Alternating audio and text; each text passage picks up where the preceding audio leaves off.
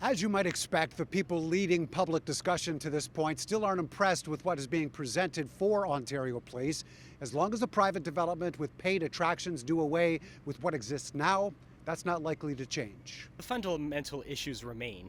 Everything that you see right now at West Island will have to be clear-cut and erased, including 846 trees, which 190 species of bird and animal use as their habitat right now.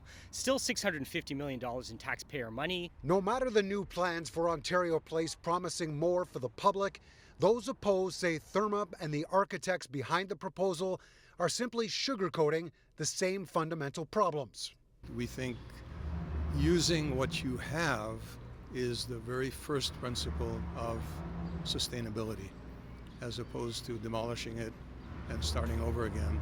The opposition group Ontario Place for All held a public meeting last week to present what it calls a better plan, retaining legacy space and creating more parkland without the private development, reducing the size of the private mega spa, as some call it, and suggesting more public space has been added in this proposal is a matter of interpretation, according to critics.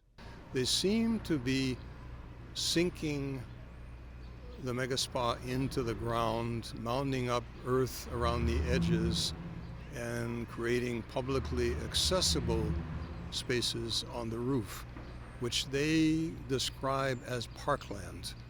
I don't think it actually is parkland. I think it's private, publicly accessible space. Mayor Olivia Chow has publicly spoken out against proposals for Ontario Place before now, suggesting the spa be moved to another place. Before having a chance to review detailed plans today, she did imply her opinion wouldn't be swayed. I heard that the concept, the spa is still going to be there, and that there will still be a 5-story underground parking lot. So if the 800 trees are being protected and not eliminated, if the beautiful West Beach is maintained, perhaps it's possible, I don't know, but the concepts, I think, is still the same. Chris Glover, the NDP MPP for Spadina-Fort York, offered this in response, quote, "These splashy new designs do nothing to provide Ontarians with the transparency we need about the Ford Conservatives' backroom deal to privatize precious public parkland." Underground parking for more than 2,000 vehicles also still seems to be part of the plan, under the province's purview. Another sticking point for those who say it will only create more gridlock.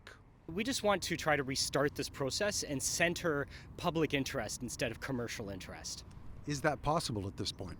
I firmly believe that it is. Anytime you don't listen to the people, I think that the government finds themselves in this position. They tried to move forward on things like the Greenbelt, and now they're getting their hands slapped because the process was all wrong.